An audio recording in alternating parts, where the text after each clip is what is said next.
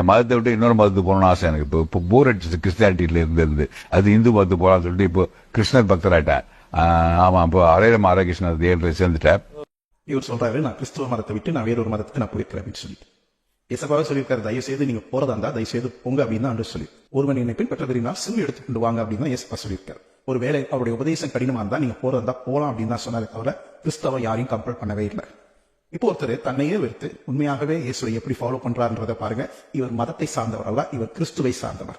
என்னை பத்தி சொல்லணும்னா உங்களுக்கு தெரியும், அப்பா சங்கர் கணேஷ் மாதிரி நிறைய மியூசிக்லாம் பண்ணியிருக்கிறாரு. ஏகப்பட்ட படங்கள்ல 1000-1500 படம் பண்ணியிருக்கிறாரு.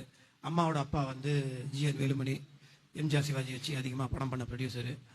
ஆனால் சத்தியமாக சொல்கிறேன், நான் வந்து ஜிஎன் வேலுமணியோட பேரனோ இல்லை சங்கர் கணேஷோட மகன் சொல்கிறதுல எனக்கு துளி கூட சந்தோஷமோ துளி கூட பெருமை கிடையாது. இயேசுவோட மகன் சொல்கிறது மட்டும்தான் என் சந்தோஷம்.